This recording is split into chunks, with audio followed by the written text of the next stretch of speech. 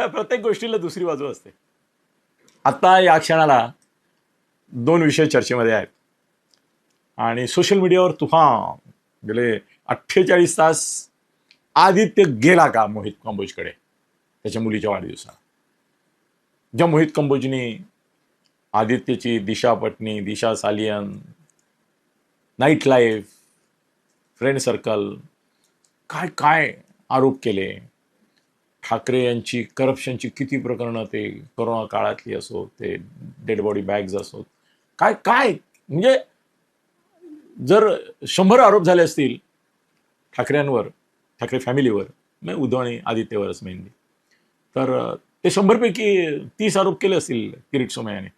70 आरोप मोहित कंबोजने केले, कारण त्यावेळेला तो प्रवक्ता होता आणि आघाडीवर होता. तर त्या मोहित कंबोजसाठी त्याची गाडी अडवून शिवसैनिकांनी राडा केला. त्यांच्यावर केसेस झाल्या, ते केसेस चालू आहेत अजून.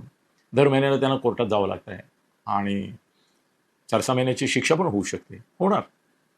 सोशल मीडियावर ज्यांनी पोस्ट केल्या त्यावेळेला मोहित कंबोज विरुद्ध, त्याच्यापैकी 100-200 लोकांवर, शिवसैनिकांवर खटले झालेत. कारण अश्लील, अभद्र आणि थ्रेटनिंग, धमक्या देणाऱ्या अशा त्या पोस्ट होत्या. साहजिकच पोलिसांनी त्याच्यावर खटले भरले, तेही चालू आहेत.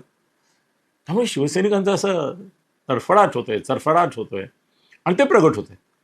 म्हणजे जे शिवसैनिक नाहीत किंवा जनरल आहेत त्यांच्यापेक्षा शिवसैनिकांचा असा एक दाह, प्रक्षोभ जाणवतोय की अरे काय, आम्ही तुमच्यासाठी भांडलो, आम्ही तुमच्यासाठी जेलमध्ये गेलो, आम्ही सोशल मीडियावर मार खाल्ला, त्याच्याकरता आम्हाला खटले सोसावे लागतात. तुम्ही जाऊन बिंदास तिथे वाढदिवसाचे केक खाता, स्टाईलमध्ये जाता. तर आक्षेपार्ह, निषेधार्ह असं बोलतात सोशल मीडियावर. आदित्यला काय म्हणायचं आहे? आलंय कुठे? नाही आलं ना. इथे अनिल थत्ते उपयोगी पडतो, कारण अनिल थत्तेकडे असे सोर्सेस असतात की जे तुम्हाला दुसरी एक बाजू जी आदित्य मांडू शकत नाहीये, नाही मांडू शकत आहे, पण ही बाजू कुठेतरी यायला हवी असं त्याला वाटतंय. लोकांनी हाही विचार करावा. ठीक आहे, मी गेलो मोहित कंबोजच्या मुलीच्या पार्टीला, बर्थडे पार्टीला गेलो आणि ओपनली गेलो, पण मला तुम्ही एवढं झोडपून काढताय, पण माझं दुसरं एक बाजू आहे ती का नाही लक्षात घेत? असं कोण म्हणतंय? असं आदित्य म्हणतोय. असं कोणाला म्हणतोय? तो त्याच्या निकटवर्तीयांना म्हणतोय. आणि मी कोणाच्या हवाल्याने तुम्हाला आदित्य काय म्हणतोय सांगतोय, हे मी त्या निकटवर्तीय जे मलाही जवळचे आहेत, कुठेतरी माझ्याशी संबंधित आहेत. सगळ्या मोठ्या नेत्यांचे जवळपासचे लोक माझ्याही जवळपास कुठेतरी असतात, तुम्हाला माहिती आहे. तर आदित्यचं काय म्हणणं माहिती आहे की मोहित कंबोजने आमच्यावर टीका केली, बदनाम केलं, चारित्र्यहनन केलं. हे सगळे मुद्दे तुमचे खरे आहेत, त्यामुळे तुम्ही व्यथित झाला, हे खरं आहे. पण मग मी का गेलो? तर आदित्यचं म्हणणं असं आहे की ज्या मोहित कंबोजने ठाकरे कुटुंबावर असे आरोप केले, माझ्यावर व्यक्तिशः केले, त्याच मोहित कंबोजनी त्याच्या लाडक्या मुलीच्या वाढदिवसाला, 16व्या वाढदिवसाला, जर देवेंद्र फडणवीस, राज ठाकरे, अंबानी, सगळे फिल्म स्टार्स टॉपचे यांना सन्मानाने बोलवलं, त्याच सन्मानाने, त्याच गौरवाने, त्याच आपुलकीने आणि त्याच डौलाने जर मला तिथे बोलवलं असेल, तर एक प्रकारे मोहित कंबोजनेच मला क्लीन चिट दिली या निमित्ताने आणि केलेले आरोप मागे घेतले. कारण ते आरोप जर आजही त्याच्या मनात असते किंवा त्याला जर असं वाटत असतं की हे आरोप आजही लागू होतात आदित्यवर, तर त्याने मला बोलवलं नसतं. कारण मग मी विलन आहे, मी खलनायक आहे, मी ज्याला विरोध करावा असा माणूस आहे.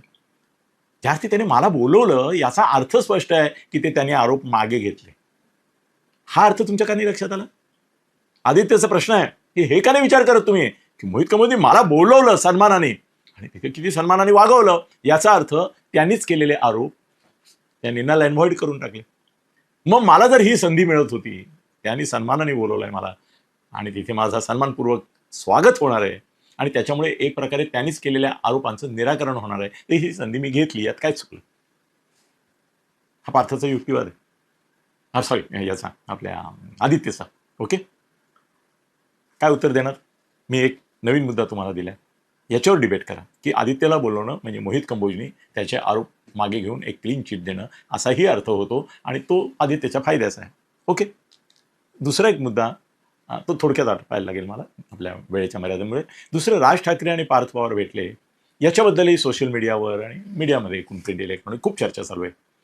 ओझर तर गाडी ॲक्च्युली पार्थची निघता निघता तिथे असलेल्या फोटोग्राफरना आणि व्हिडिओग्राफरना तो सापडला की अरे पार्थ आता राजकडे आला. पार्थ तेव्हा कळलं नाही कोणाला, तो निघताना कळलं, कारण चर्चा झाली की पार्थ पवार आहे, पार्थ पवार आहे. आणि म्हणून मग मीडियावाल्यांनी ते शेवटचा ओझरचा तो निघून जातानाचा शॉट दिला.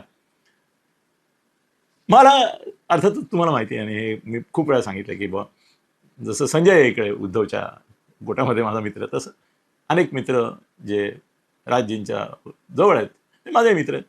तर मला बातमी मिळणार की नाही मिळाली इतर कोणाला, पण मला मिळाली. कोणाला माहितीच नाही आहे. काल पार्थ आला, मग ते काय त्या खटले त्याचे चालू आहे, त्याचं काय दोषारोप त्याच्यावर झालेत, हे झाले, त्याला काय खुलासा करायचा होता का, मग काहीतरी राष्ट्रवादीच्या भवितव्याबद्दल काही चर्चा चालू आहे घरामध्ये, सुनेत्रा देवी, तो जय वगैरे, तर त्याच्या संदर्भात त्याला काही बोलायचं होतं का, त्या कुणाला काही माहितीच नाही आहे. पण माझ्याकडे मोठा गौप्यस्फोट आहे, पण चांगला आहे, म्हणजे मधुर गौप्यस्फोट आहे की पार्थ पवारची आणि राज ठाकरे यांची पहिली भेट नाही आहे किंवा ही विशेष काहीतरी लक्ष ठेवून आता तात्काळ इमर्जन्सी मिटिंग आहे वगैरे असं काही नाही. मला विश्वसनीय मित्रांकडून मिळालेली माहिती अशी की जय आणि पार्थ हे एक 4-6 महिन्यांनी दरवेळेला असे आतापर्यंत 8 ते 10 वेळा राज ठाकरे यांना गप्पा मारायला, चर्चा करायला, काय चाललंय, मी पक्ष एक होता तेव्हापासून सांगतोय मी तुम्हाला. पण गेल्या काही वर्षांपासून राजचे जय आणि पार्थ हे चांगले हे मित्र आहेत काय म्हणूया, आता ज्युनियर आहेत त्याला, पण चांगले संबंध आहेत त्यांचे, स्नेहसंबंध आहेत म्हणूया आपण. तर त्यामुळे पार्थ जाऊन भेटला, हो आज वगैरे काय झालेलं नाही. पार्थ आणि जय नेहमी भेटतात, ही त्यांची 15, 20, 25वी पण भेट असेल. तुम्हाला दिसले ते काल, त्यामुळे फार काय अर्थ त्यातून काढू नका.